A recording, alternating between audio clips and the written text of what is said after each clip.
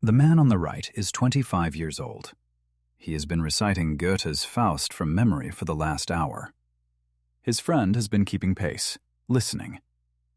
The light over the river is going, and then, without warning, without preamble, without finishing the line he was speaking, he stops. He picks up a stick.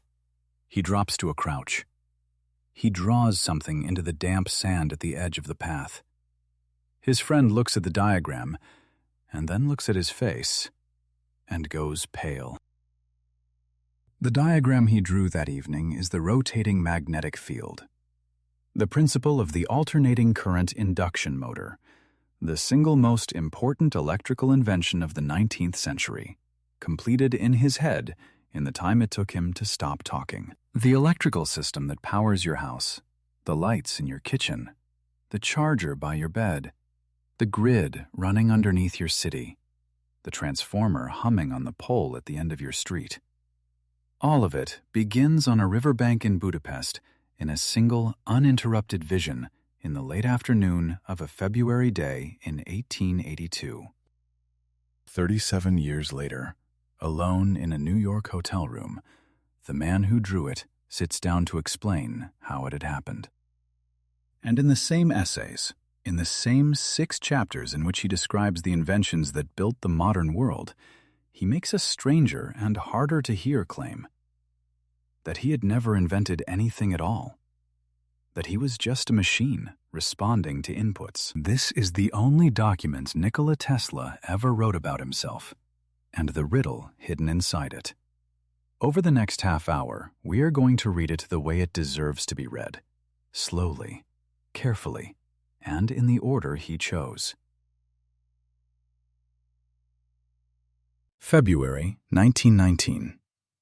A trade magazine called Electrical Experimenter, a publication aimed at amateur radio enthusiasts and working engineers with a circulation in the low 6 figures, runs the first of 6 essays by a 63-year-old man who has, for 40 years, refused to write about himself. The magazine's editor, Hugo Gernsback, has been trying for over a year to get him to do it.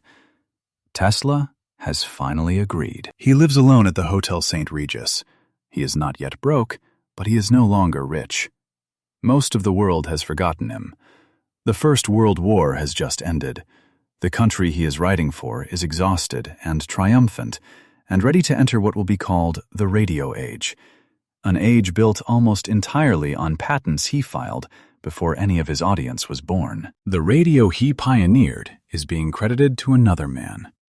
Marconi has won the Nobel Prize 10 years earlier, partly on Tesla's prior work, and the Tesla-Marconi patent fight will not be resolved in Tesla's favor until 1943, 8 months after his death. The man who beat him in the spotlight is enshrined as the father of electricity, and is in the process of giving newspaper interviews about the dangers of alternating current, Tesla's alternating current, 30 years after the issue has been settled in every major city on Earth. His one great industrial patron, the man who took his AC system and made it the standard of the modern world, has been dead for 5 years, and the tower he built on Long Island, the tower that was supposed to broadcast power and information to every corner of the earth, the project he had spent the productive heart of his middle years on, was dynamited 2 years earlier by the United States government, and the land sold off to settle his back rent.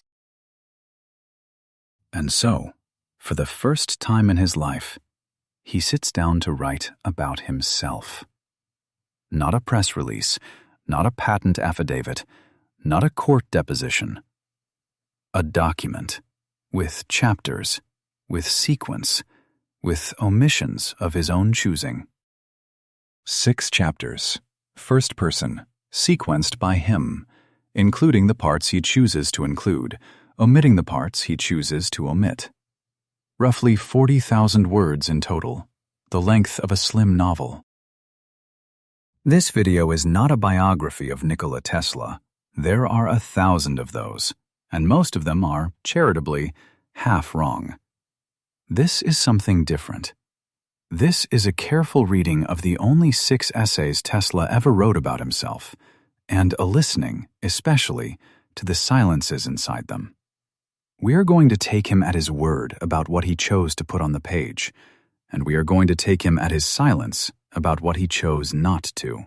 Because the man who built the modern world insists, in print, in the last chapter of this book, that he never invented anything at all, that every one of his discoveries arrived through him without his permission, that he was, those are his words, repeated in 2 chapters written in 1919, merely an automaton. That's the riddle. Let's solve it. He is born in 1856, just before midnight, during a thunderstorm. The midwife, according to the family story, told his mother the storm meant the child would be a child of darkness.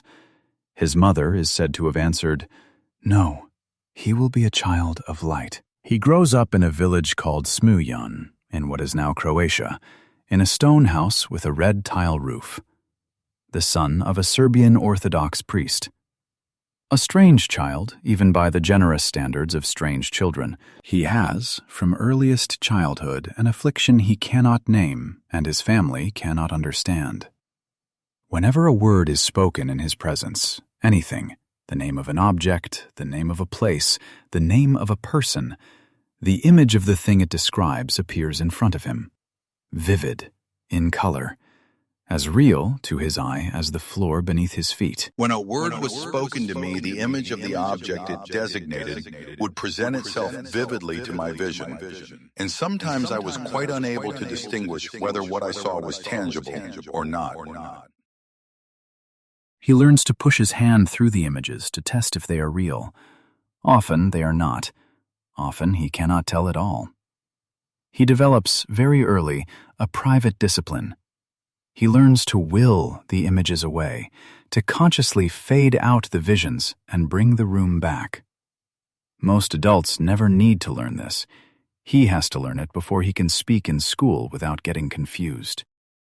What we are looking at, in clinical terms, is probably a form of involuntary, hyper-real visual ideation, possibly a variant of synesthesia, possibly something rarer that does not have a clean modern name. What Tesla calls it, in his own words, is a torment. For most of his childhood, it nearly destroys him. And it does not stop with the visions. My Inventions opens with one of the most candid descriptions any inventor has ever given of his own compulsions. He counts his steps. Every step, on every walk, his entire life. 3 steps onto a sidewalk, the count begins. He calculates the cubic contents of every plate of food before he eats it. If he cannot calculate it, he will not eat it. Soup, the volume of every spoon. Coffee, the volume of every cup. The sight of a pearl, in his own words, is unbearable. He will not work in a room with a woman wearing them. He will not eat across a table from one. Touching one, he writes, is physically painful in a way he cannot explain. To the end of his life, this never changes. He performs elaborate rituals before sitting down, before sleeping, before working. He cannot explain them. He performs them anyway. He has favored numbers, 3 and multiples of 3. He cannot enter a hotel room whose number does not divide evenly by 3. Tesla writes about all of this in My Inventions, with no embarrassment and no apology. He is not telling us he is eccentric. He is telling us, with the clinical dispassion of a man cataloging his own equipment, that his nervous system is being run by inputs he did not choose. He is also, from the same age, an inventor. Before he understands the word invention, he is making things. A fishing hook bent from scrap wire, sharper, faster, simpler than the iron hooks the older boys carry, that catches frogs by the dozen. The neighborhood economy briefly reorganizes around it. He builds a sling that throws stones with such accuracy that he frightens neighbors. He climbs to the top of a barn with a household umbrella opened over his head, convinced he has worked out the principle of human flight, and jumps. He is unconscious for several hours, He builds a turbine driven by the wing power of live maybugs harnessed to a tiny rotating wheel. The bugs flap, the wheel turns, mechanical work happens. The contraption runs for days, until a visiting boy from the city picks the bugs up off the wheel and eats them alive in front of him.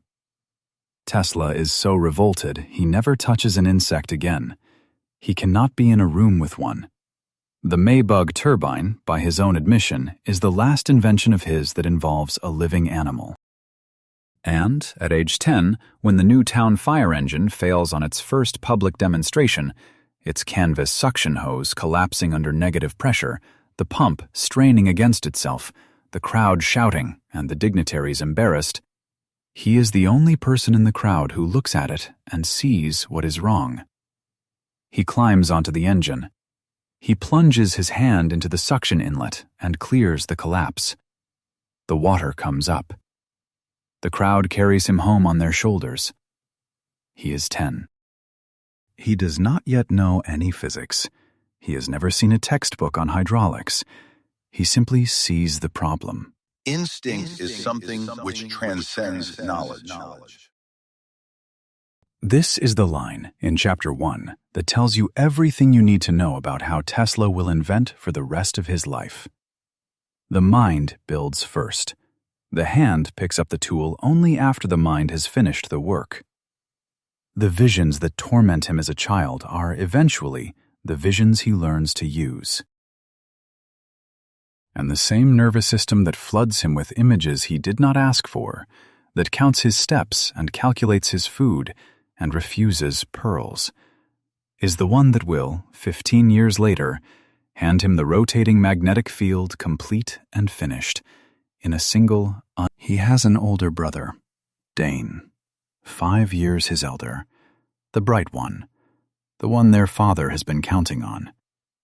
Tesla writes, with no apparent jealousy, that Dane was a child of extraordinary gifts, the most extraordinary gifts I have ever encountered. He writes this from a vantage point of 56 years and a Nobel-adjacent career, and he means it. Dane is 12. Nikola is 7. They are riding home one autumn afternoon. Something, possibly a wolf, possibly a sound, possibly nothing, startles the horse. Dane is thrown. He does not survive the injuries. Nikola watches it happen. My visual impression of it has lost none of its force. That is the line. 56 years later, when he writes it, the image has not faded. Of course it hasn't. The same nervous system that cannot stop producing images cannot stop replaying that one. He spends most of the rest of his childhood, he writes, haunted by it. Visions of his brother, visions of the moment, intrusive and unsummoned, replaying for years. And he inherits, in a sense, his brother's life, the unfinished one, the one his father had been counting on. His father, Milutin Tesla, is a parish priest, a learned man, fluent in several languages, the author of articles, a poet. He had wanted Dane to follow him into the church, and after Dane's death, he transfers that hope to Nikola, who does not want it. The boy resists. Through every year of school, through every fight at home, the priest and the would-be engineer pull at each other. Tesla tries to argue. Tesla tries to disappear into books. Tesla, at one point, runs away. None of it works. His father is patient and immovable. The pivot does not come until the priest is dying. On his deathbed, Tesla writes this almost in passing, the way someone reports the weather. His father takes his hand and gives him permission. That single sentence is the door that opens his life. It will take him to Graz, to Prague, to Budapest, and eventually to a riverbank. His mother, Duka Tesla, is illiterate. She cannot read or write. She has memorized entire epic poems, thousands of lines, and can recite them for hours without a misstep. She designs and builds tools by hand for the household, a mechanical egg beater, a loom, a small precision implement for breaking flax fibers. Tesla writes that she could tie 3 knots in an eyelash with her fingers. He writes this as a fact, not a flourish. He spent his childhood watching her do it. He writes, plainly, that his inventiveness comes from her, not from his father, from her hands and her memory. She is also the emotional anchor of the autobiography, the one figure he writes about with anything resembling tenderness. And when she dies, thousands of miles away, he is in Paris, then London. The news cannot reach him in time. But on the night of her death, in a hotel bed in a different country, he dreams of her, sees her, in his words, surrounded by light and singing, so vividly that he wakes already grieving. The dream is the message. He gets the formal news days later. By then, he is already in mourning. He does not try to explain it. He simply reports it. My Inventions is full of moments like this, places where Tesla, who is otherwise the most precise man of his generation, declines to argue with what he saw. He is too rigorous to invent an explanation, and too honest to leave it out. And in the middle of all of this, the dead brother, the dying father, the mother who builds instruments by candlelight, there is a single line in My Inventions that the autobiography drops almost without ceremony. As a small boy, in his uncle's house, Tesla sees an engraving of Niagara Falls in a textbook. He stares at it for a long time.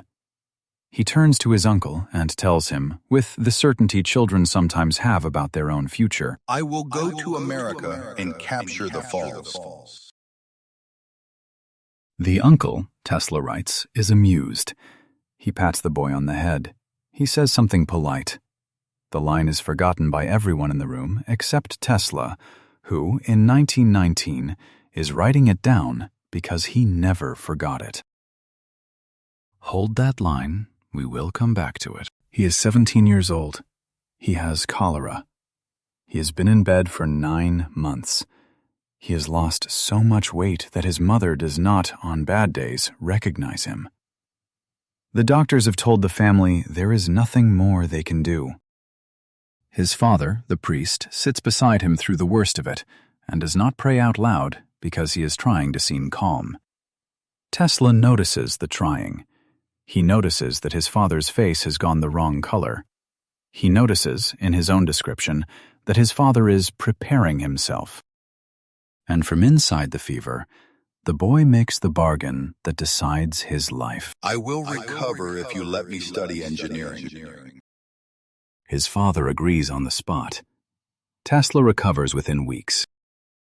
Years later, writing this section, Tesla notes, almost as a footnote, that he is fairly sure his father had given up on the priesthood for him days earlier and would have agreed to anything. That doesn't matter. The bargain is the moment Tesla, in his own telling, chooses his own life. Within months, he is on a train to Graz, then to Prague, then to Budapest. The future has been bought at a fever pitch. We move forward. Budapest, 1881. Tesla is 25 years old. He is working at the Central Telephone Exchange, chief electrician, one of the youngest in Europe, and he is obsessed with a problem. Every electric motor in the world in 1881 runs on direct current. Every one of them uses a brushed mechanical commutator to switch the current's direction so the rotor will keep turning. Every one of them sparks. Every one of them wears out. Every one of them is, in Tesla's view, an engineering crime, a hack, a workaround, a confession that the problem has not been solved. He believes, against his professors and against the entire field, that there should be a way to build a motor on alternating current, a current that switches direction 60 times a second on its own, without any brushes, without any commutator, without any sparking, ever.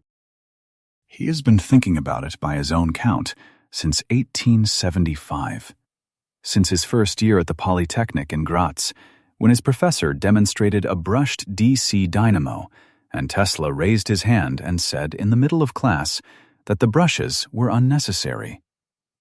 The professor told him, in front of the class, that the young man was talking about a perpetual motion machine. The class laughed. 6 years later, in Budapest, Tesla still has not let it go. Every senior engineer he has put the question to has told him, with varying degrees of contempt, that he is wasting his time. That what he is describing is impossible. That alternating current, by definition, cannot drive a rotor in a single direction.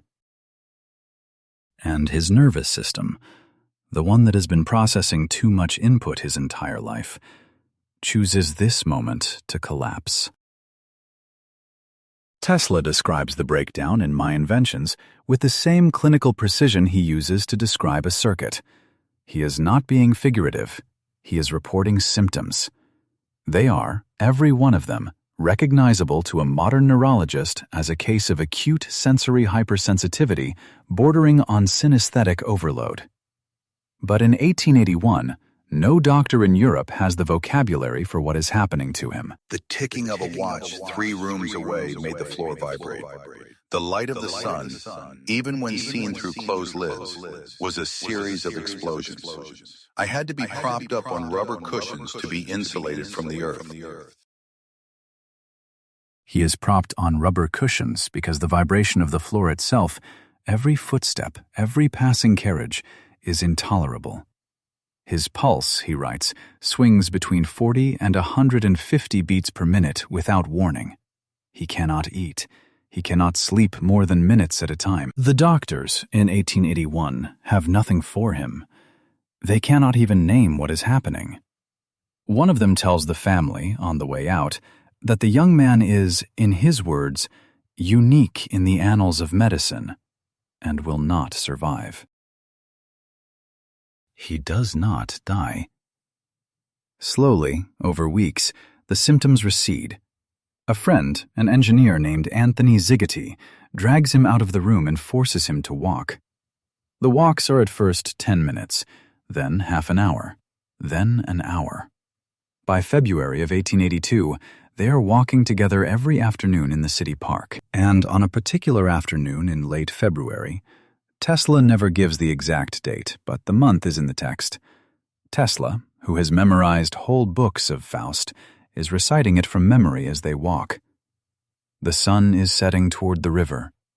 He hits the lines. The glow retreats. Done is the day of toil. It yonder hastes. New fields of life exploring. And it arrives.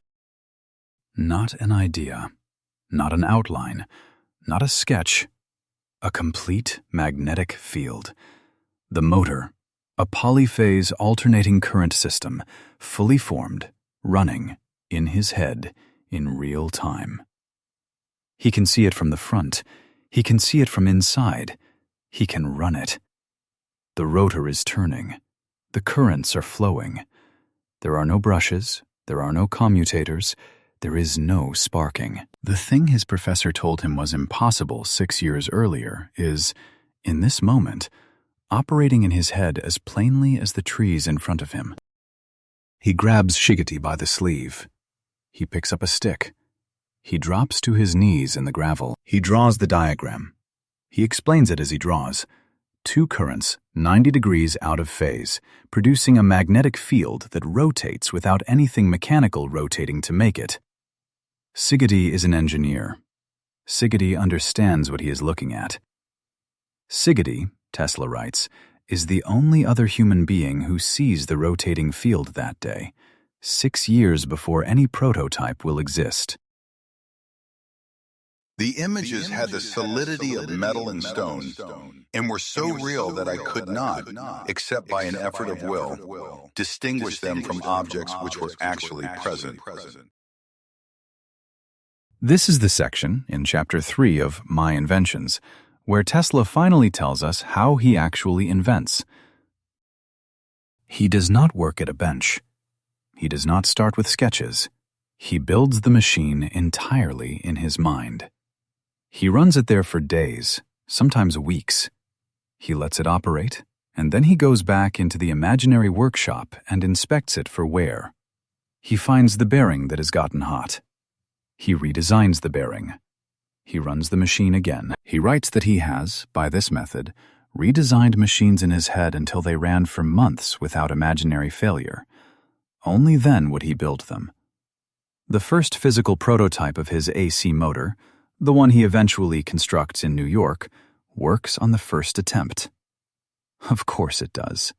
He has run it for years. He does not need a workshop. He needs his nervous system to be calm enough to see. The breakdown didn't destroy him. It tuned him. The same hypersensitivity that almost killed him in 1881 is what lets him render the rotating field with enough resolution to operate it inside his own head in 1882. The illness is the instrument.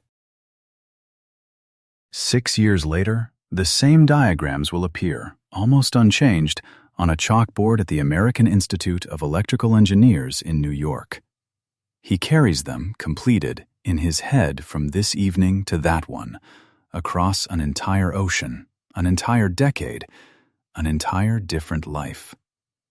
There is no notebook between the sand and the chalkboard. He does not need one. The wind takes. He arrives in New York Harbor in June of 1884. He is 27 years old. He has, in his pocket, 4 cents, a book of his own poems, a few drawings, and a letter of introduction to Thomas Edison from a former employer in Paris. The letter says, more or less, "I know 2 great men, and you are one of them. The young man who carries this letter is the other."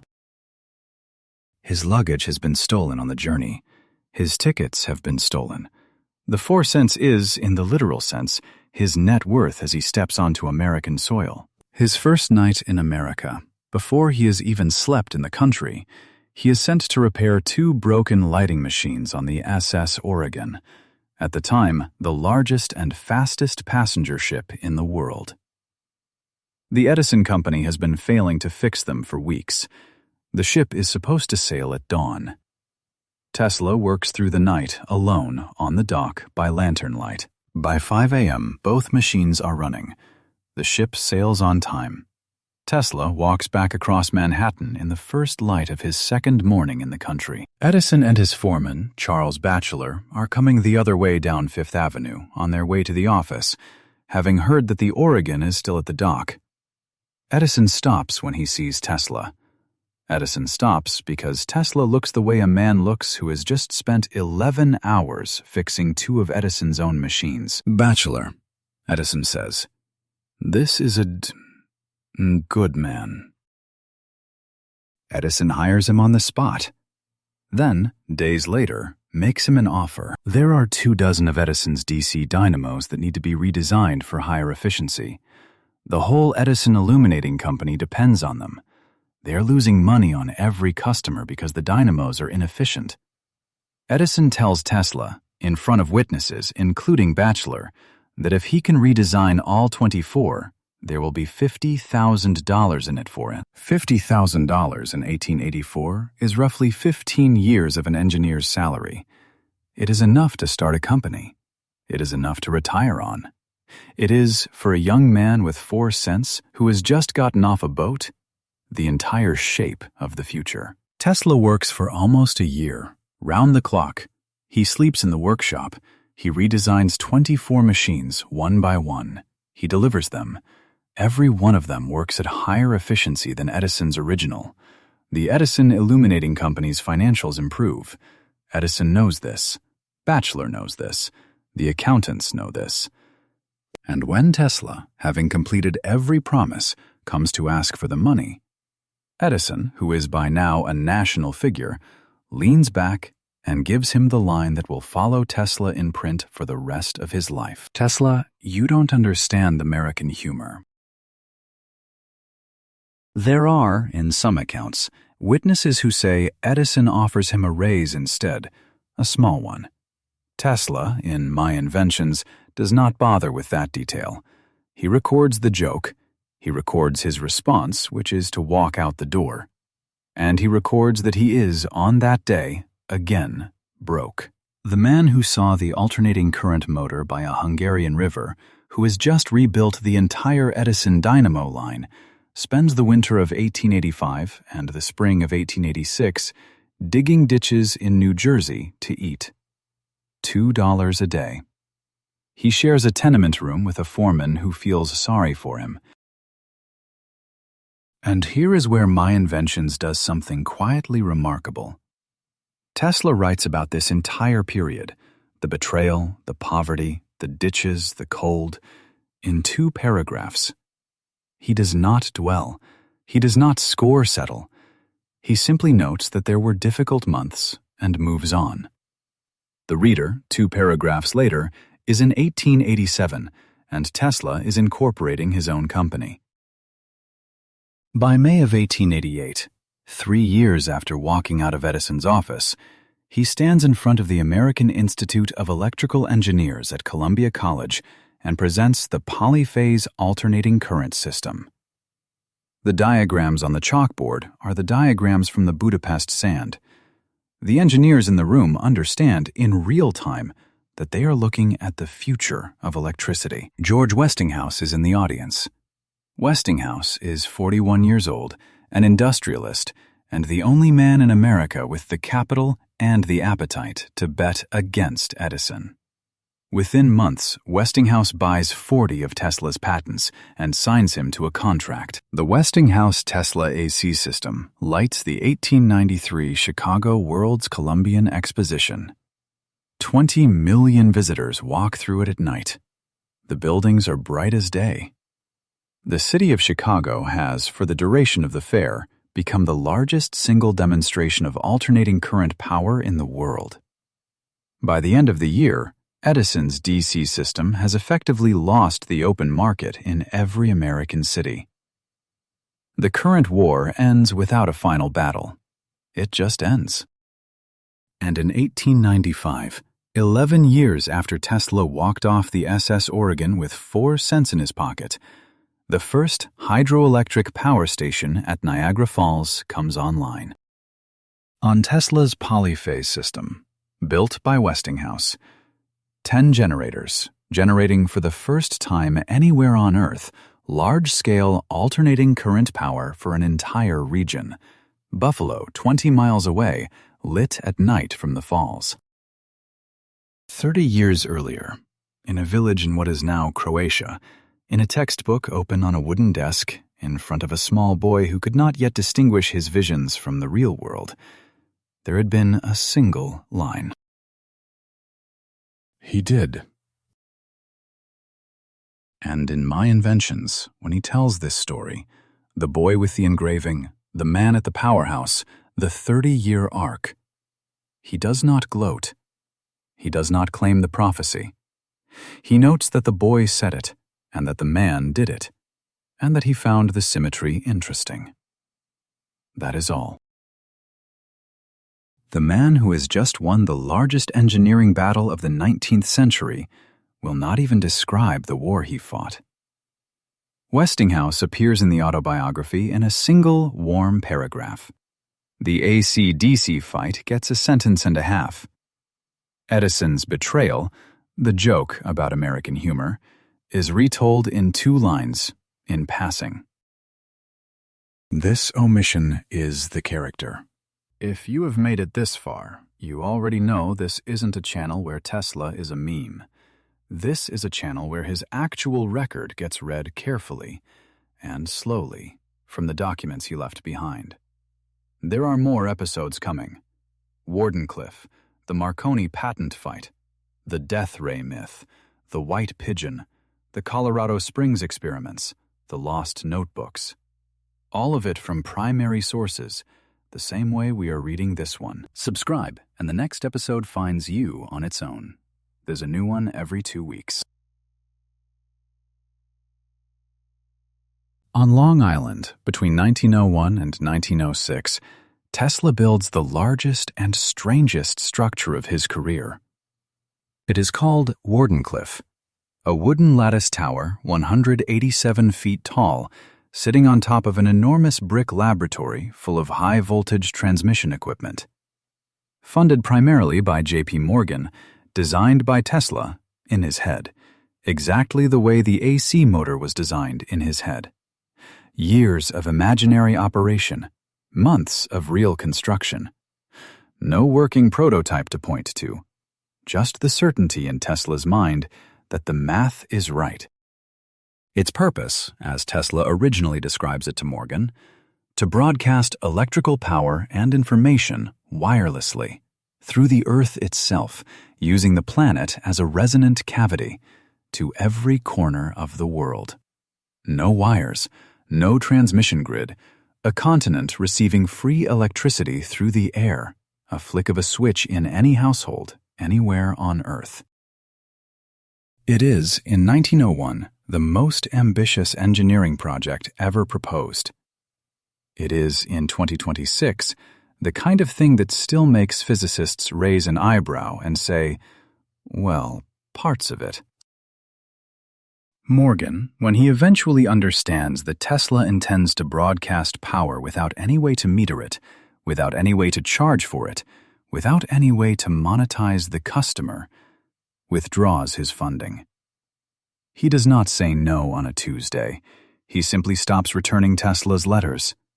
The money runs out by inches. Marconi, in the same period, transmits the letter S across the Atlantic using equipment built largely on Tesla's prior patents, and is awarded the Nobel Prize for Physics in 1909 for it.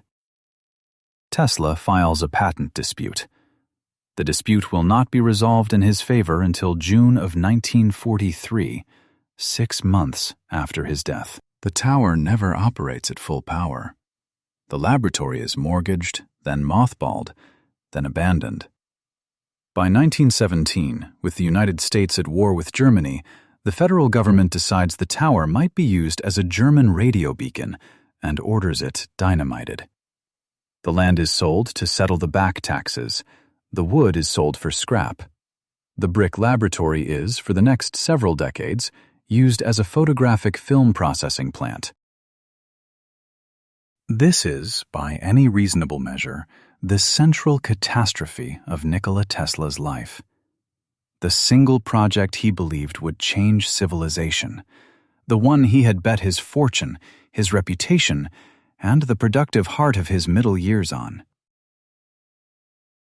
And in My Inventions, published in 1919, 2 years after the dynamite, while the rubble of the tower is still being cleared, Tesla describes Wardenclyffe in approximately 2 paragraphs. Clinically, as a technical specification. He does not narrate the funding collapse. He does not name Morgan in connection with it. He does not write a single sentence of grief. He writes about the building of Wardenclyffe the way an engineer writes a footnote, as if a stranger had built it, as if it had not been the structure that broke him. And this is what we have been training ourselves this entire video to listen for. The silences in My Inventions are not gaps. They are the most expressive parts of the document. Wardenclyffe, 2 paragraphs. Marconi, barely named. The current war, a sentence and a half. Westinghouse, a paragraph. The wife and family he never had, never mentioned. The years of poverty, passed over. The Nobel Prize he was nominated for and never received, not mentioned at all. A man who spent his entire professional life broadcasting alternating current, broadcasting information, broadcasting the rotating field out of his own nervous system into the world, when given the chance, in 1919, to broadcast himself, broadcasts almost nothing about his own life. So what is he writing about in these 6 chapters? Read carefully, and the answer is this. He is writing about a single thing, about the only subject he ever, in print, was willing to claim authority over. He is writing about the machine he was. 1898, Madison Square Garden, the first electrical exhibition in New York. A crowd of New Yorkers in evening dress is gathered around an indoor pool the size of a small room. Floating in the pool is a small steel boat, about 4 feet long. There is no one inside it. Tesla, at the edge of the water, with a small black control box in his hand, is operating the boat by radio. He turns it left. He turns it right. He stops it. He starts it. He answers questions from the crowd by transmitting commands to the boat. Which question, sir? The third one, sir. What is the cube root of 64? And the boat, by lights and small movements, gives the answer 4. The crowd is, in equal measure, amused and unnerved. Several people in the audience suspect a fraud. There is no fraud. There is only a small radio receiver in the hull of the boat. Tesla calls the field tell-automatics. This is, in any reasonable historical accounting, the world's first robot. The world's first remote-controlled vehicle. The first functioning ancestor of every drone, every Mars rover, every teleoperated submarine, every unmanned aerial vehicle that will follow it over the next century and a quarter. And it is, to Tesla, a self-portrait.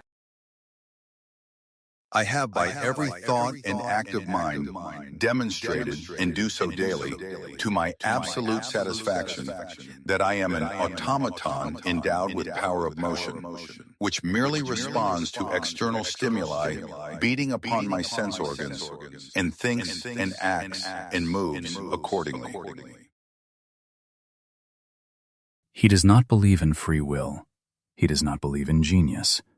He does not believe, and this is the move that breaks most modern readers, that he is special. He believes that he is a biological machine. A particularly complicated one, perhaps. A particularly sensitive one, definitely.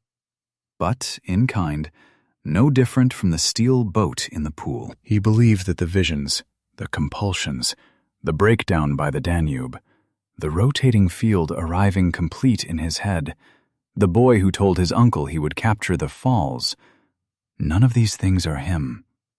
They are inputs producing outputs in a machine that happens to be his body. He is not their author. He is the place where they happen. The boat in the pool and the man at the controls are to Tesla the same kind of thing. The boat is operated by radio.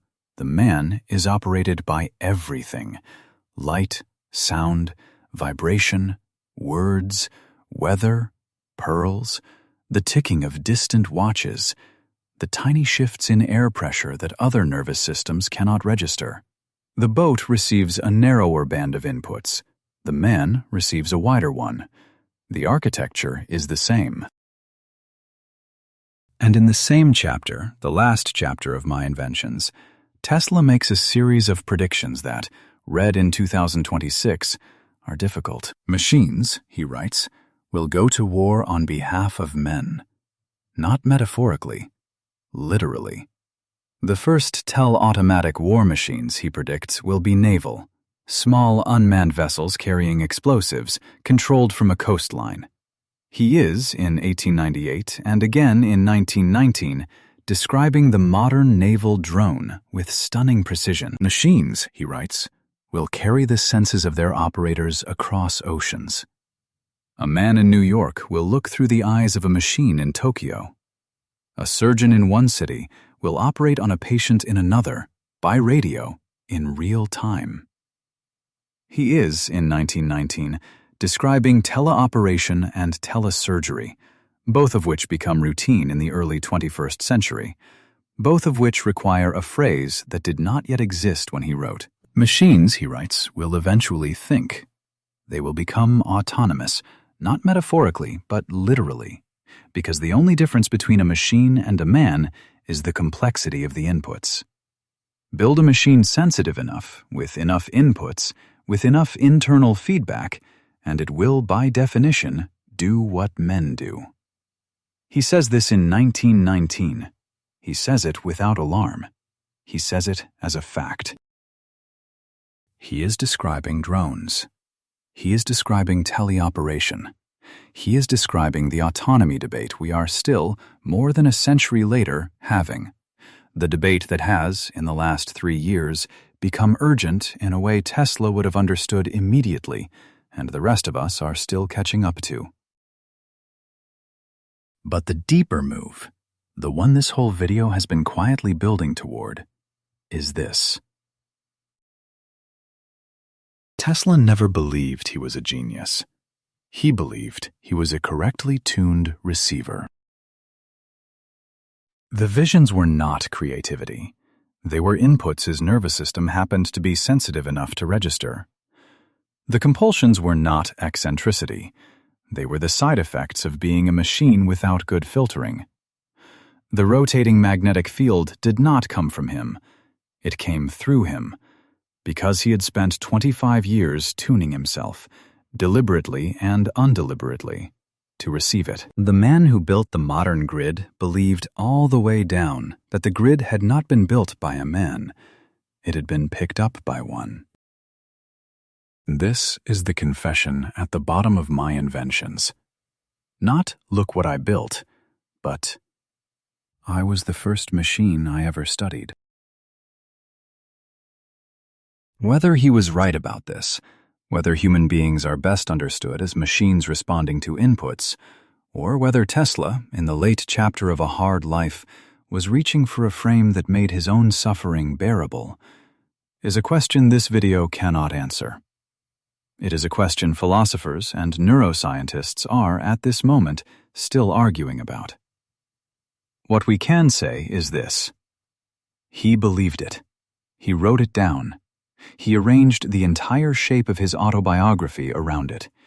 And he was, at every level, in his own private accounting. After the 6 essays of My Inventions, Tesla goes mostly silent. He gives occasional birthday press conferences in his hotel suite. The famous ones, the ones where he is interviewed in front of cake. But he never again publishes anything as personal, as revealing, or as carefully sequenced as these 6 chapters. The autobiography is, in his entire body of public writing, an outlier. He does it once. He never does it again. On the morning of January 8, 1943, a maid lets herself into room 3327 of the New Yorker Hotel and finds him dead. He has been dead, alone, for at least a day. He is 86 years old. There is, in the room, a small amount of money in cash, a few pieces of equipment, and a great deal of paper. Within hours, agents from the FBI arrive at the hotel and seize his papers. 80 boxes, some of them heavy. They are sealed, taken to a warehouse, and held for years under the wartime alien property custodian. Most of those papers have, in the 80 years since, never been fully released. The seizure is, depending on which historian you ask, either an entirely sensible national security precaution against German or Japanese exploitation of an enemy alien's notes, or an ugly little postscript to a life that had already had enough of those. The world will go on to invent 1,000 Teslas, most of them imaginary. The death ray, the earthquake machine, the free energy conspiracy, the Wardenclyffe cover-up, the cartoon rivalry with Edison, the mystic, the prophet, the wronged genius, the meme. Every one of them louder, in 2026, than the actual man. Almost none of it is in My Inventions. What is in My Inventions is a quieter and stranger document. A man who saw the modern grid in a sunset by a Hungarian river, who wrote it down 37 years later, alone in a hotel, and who used the only 6 essays he would ever publish about himself to insist, politely, precisely, repeatedly, that he was not the one who saw it. That he was just the receiver. The diagram in the sand is gone. The grid is still on. Every light in every house in every city you can see from a plane at night is running on what he picked up that afternoon by the Danube. And somewhere in 6 short essays in a 1919 magazine, the man who saw it first is still trying to tell you he was never the one who built it. He was the one who picked it up.